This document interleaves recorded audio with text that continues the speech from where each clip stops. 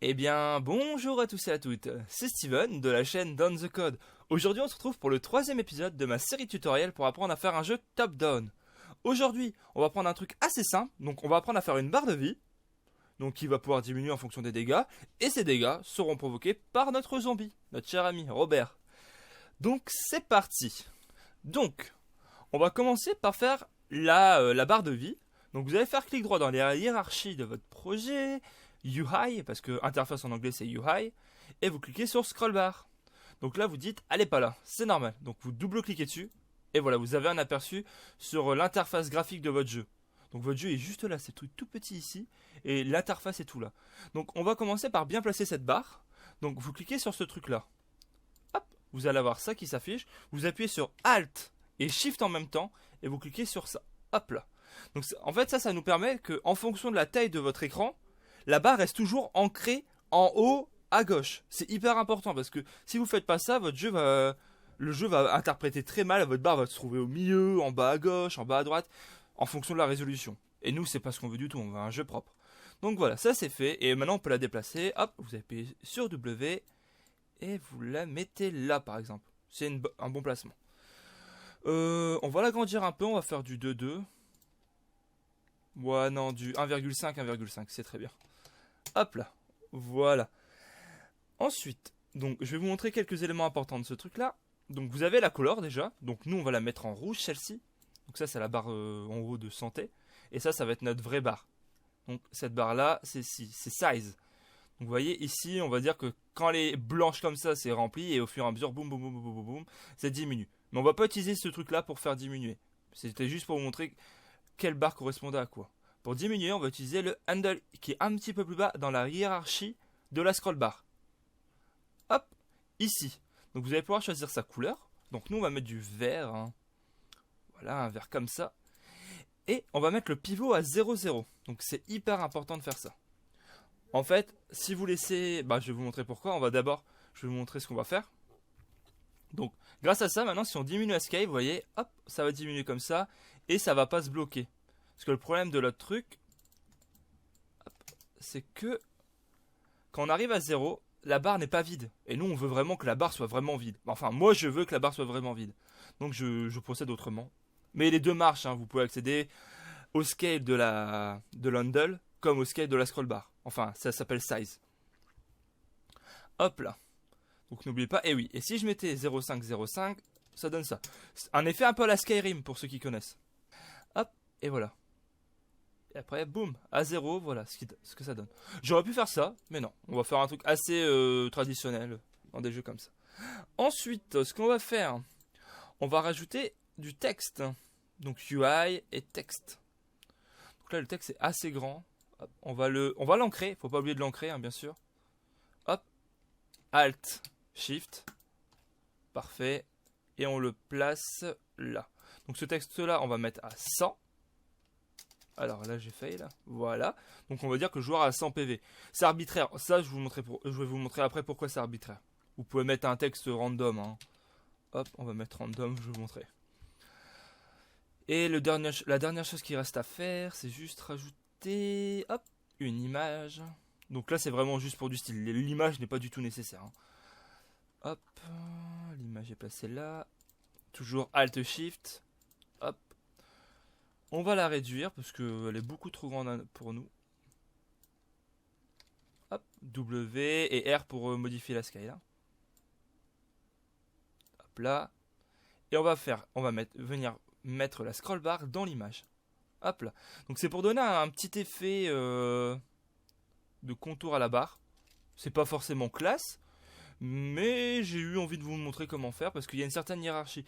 Si l'image est dans la scroll bar, ça marche pas. Mais si la scroll bar est dans l'image, en fait, l'ordre des éléments se font en fonction de l'incrémentation des choses. Voilà. Donc, pour tout ce qui est de là, c'est terminé. Maintenant, on va passer au script, hein, ce qui nous intéresse le plus. Donc, le script.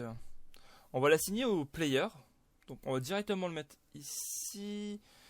Vous voyez, c'était peut-être une erreur de faire un player. C'est les images là ? Ok, c'est les images. Je pensais qu'on avait déjà exporté les players, mais j'ai dû le faire en off. Donc ici, dans Player, vous allez faire Add Component. Et on va l'appeler player live. Bon, on s'en fout du nom, hein. Ça reste un script. Alors, il est où le script? Voilà, et on va l'ouvrir.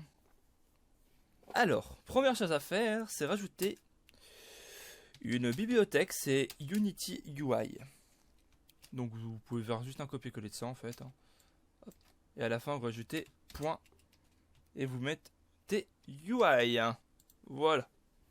Donc là, il va y avoir beaucoup de variables. Donc les deux premières variables qu'on va mettre, c'est de float, donc des publics, hein, comme ça accessible directement depuis l'éditeur Unity. Public float live et public float live max. Vous verrez pourquoi c'est utile. Ensuite, on va avoir besoin pour moi de l'handle ou de la scroll bar. Ça dépend de votre show. Si le petit carré bleu vert ne vous dérange pas. Donc on va faire un public game object. Parce que là, il n'y a pas vraiment, c'est pas une scroll bar, c'est pas quelque chose, c'est un élément. Et on va l'appeler handle. C'est son nom dans Unity. Ensuite, dans ce qui est public, on va mettre le texte aussi. Public. Et je crois aussi texte. J'ai eu beaucoup de mal au début avec ces trucs-là. Parce qu'il y a le texte et le petit texte. Donc vous verrez, c'est problématique par moment. Et on va l'appeler live text. Ouf, pas avec un R. Hop là. Et on va bien faire les choses. CTRL Z. Et on va le mettre ici. Ensuite, pour ce qui est de privé, on va faire un public. Public. Je dis privé, je mets public. Private.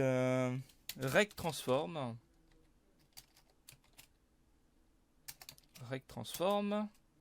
Et là, on va l'appeler live bar.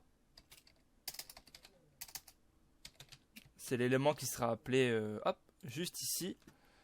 En fait, c'est cet élément-là qui va s'appeler live bar. Dans l'handle, c'est ça. Ça sera ça la live bar en fait. Donc c'est ça qu'on fait bouger. Live bar, voilà. Donc pour ce tutoriel, on va utiliser un timer parce que le problème avec le onTrigger state, donc si la chose qui entre en collision avec le player reste en collision, fait perdre des vies à une vitesse hallucinante et on peut pas contrôler comment dire, la fréquence d'appel de cette méthode. Donc nous on va utiliser un timer, vous verrez c'est pas du tout compliqué. Donc c'est pour ça qu'on va faire directement un timer assez simple. Donc on va faire private. Je crois que c'est float. Hein. On va utiliser que des floats. Private float timer. Et on va le mettre à 0,0. 0.0. F pour float. Ensuite un private float wait time. Donc ça c'est le temps à laquelle va s'exécuter l'élément. Donc nous on va choisir tous les demi-secondes. Hop. 0,5 secondes. Donc ça veut dire qu'en fait le joueur va perdre tous les 0,5 secondes un point de vie, un point de vie, un point de vie. Ou en fonction de les stats de votre zombie. Et le dernier truc qu'on va mettre c'est le private float booléen. Qu'est-ce que je raconte? Float. Booléen is trigger. Donc s'il est en collision avec quelque chose. Pour l'instant, on va pas encore faire ce quelque chose, c'est quoi? Égal false. Donc oui, forcément, il n'est pas en collision au début. Voilà pour ce qui est de ça. Ensuite, on va, comme je vous l'ai dit, le texte, c'est pas du tout important. Parce qu'en fait, on va l'initialiser dès le début. Comme ça, vous pouvez modifier les barres de vie à votre souhait. Par exemple, si à un moment, dans le jeu, on va dire, il y a des power-up et le joueur peut avoir plus de vie, ou même un arbre de compétences, voilà, il n'y a pas de problème.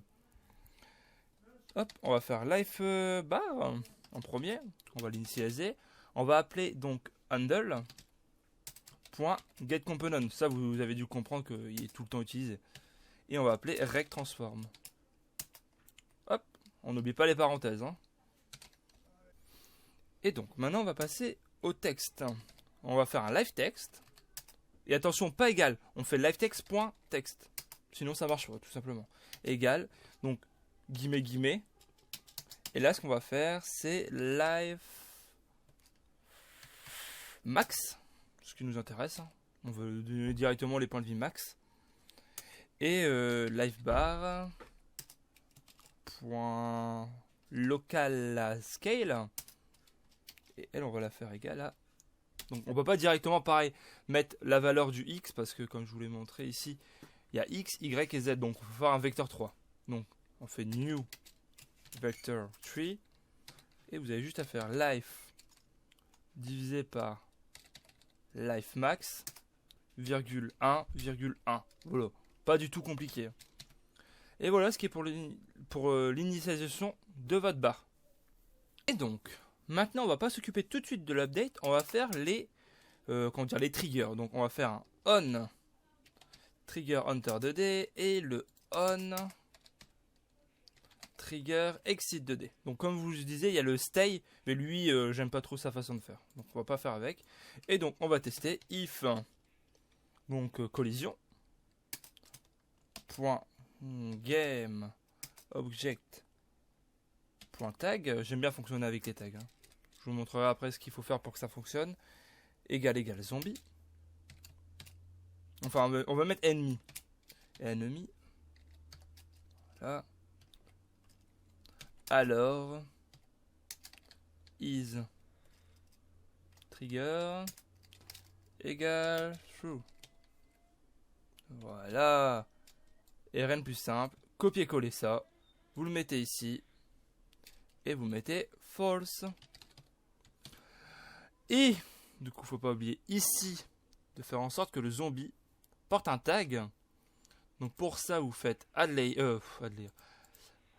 tag plus et vous l'appelez ennemi. Donc la même façon. Donc si vous mettez une majuscule E, vous mettez une majuscule au tag.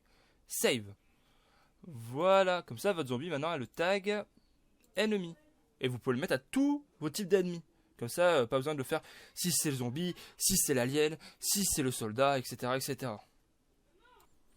Donc maintenant, tout ce qu'il nous reste à faire, c'est de faire en sorte que le joueur perde ses PV. Donc tout ça, ça va se passer dans l'update. Donc on va commencer par utiliser les timers. Donc timer égale, plus égal. Donc le plus égal permet d'incrémenter la valeur avec la valeur après. Ça revient à faire timer égale timer plus quelque chose. Et ce quelque chose ici, c'est time.deltaTime. Donc c'est rajouter une petite valeur de temps. Donc on va tester ensuite si notre timer dépasse le temps d'attente. Donc le wait time. Donc si c'est vrai, c'est-à-dire qu'on a atteint une étape, on peut remettre le timer à 0. Hop. Et le but, ça va être de tester si, bien sûr, isTrigger est vrai. Donc pas besoin de faire if isTrigger égale true. Juste mettre if trigger, si c'est true, ça passe, si c'est false, ça passe pas. Hop là. Et là, on va faire un truc assez simple. On va faire juste baisser la vie comme ça, life égale life moins 1. Donc là, pareil, j'aurais pu utiliser life moins égal 1. C'est revenu au même. Et on va prendre les deux trucs là en haut. Hop. Faire ça. Et ensuite, au lieu de la seule différence, c'est au lieu de mettre life max, on met juste life. Voilà, donc maintenant tout ce qui reste à faire, c'est ici mettre les valeurs. Donc on a 100 ici, 100 ici. Le texte, on peut le mettre là. Et le handle, on le met là. Et si je dis pas de bêtises, ça va fonctionner. Vous voyez, les 100 ils se sont mis. Et quand le zombie court vers nous, hop là, bah, ça diminue pas. Et donc, si ça diminue pas, c'est assez simple parce que j'ai oublié un petit élément qu'on n'avait pas fait de base, c'est ajouter une box de collision aux zombies. Donc, on va ajouter une box collider 2D et on va faire en sorte que c'est isTrigger. Et donc, normalement, cette fois-ci, c'est censé fonctionner. Ça fonctionne correctement cette fois-ci. Voilà, voilà. Et après, la fréquence, c'est vous qui choisissez. Vous pouvez mettre, par exemple, tous les 2 secondes. Et après, vous pouvez appliquer ça à tout type de piège. Si vous mettez un piège à pic, vous pouvez faire en sorte que ça soit tous les 0,1 seconde, etc., etc. Donc là, ça va être très long. C'est vraiment tous les 2 secondes. Voilà, vous avez le temps de mourir. Donc voilà, voilà ce qui était pour ce tutoriel. Donc j'espère qu'il vous aura plu. Donc c'était vraiment un petit tutoriel, mais quand même assez long au final, hein. Et moi, je vous dis à la prochaine pour un prochain tutoriel. N'hésitez pas à vous abonner à la chaîne, à nous suivre, à laisser un commentaire et à laisser surtout un petit j'aime. Allez, à plus les gens, portez-vous bien.